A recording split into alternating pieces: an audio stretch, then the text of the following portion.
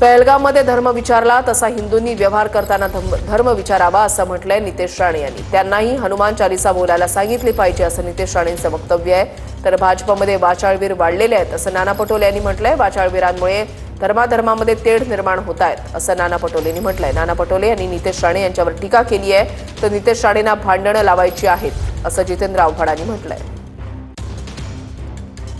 नितेश राणे यांनी याच्यावर एक वक्तव्य केलं आणि त्याच्यावर आता नाना पटोले आणि जितेंद्र आव्हाड यांच्या सुद्धा प्रतिक्रिया आलेल्या आहेत।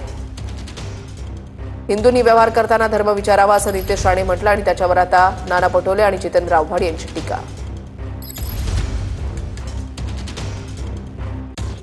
या पद्धतीने गोळ्या झाडण्या अगोदर आपला धर्म विचारला आणि त्याच्या आमच्या माता भगिनीच्या डोक्यावर सिंदूर बघितलं, काही लोकांना कलमा वाचायला सांगितलं, तर आमचे जे हिंदुत्ववादी संघटना ते वारंवार बोलतायत की मग व्यवहार करत असताना तुम्ही तुमचा हिंदूंनी पण धर्म विचारला पाहिजे, त्यांनाही हनुमान चालीसा बोलायला लावली पाहिजे आणि ज्यांना आमची हनुमान चालीसा येते, ज्यांना आमचे गणेश आरती येते त्यांच्याबरोबर व्यवहार केला पाहिजे।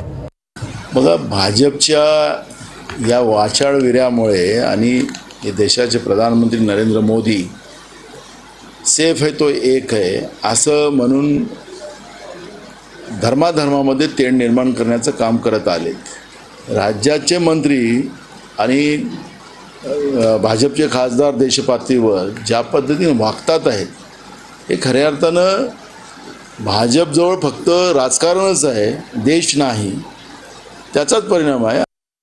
एक एक करा, धर्म बघून खरेदी करा, जाती बघून खरेदी करा। शेवटी एक सांगतो, हळूहळू धर्म जाईल आणि नंतर जातीवर येतील, जाती जातील पुटजातीवर येतील, ते जाईल भाषेवर येतील, ते जाईल स्त्री पुरुषावर येतील।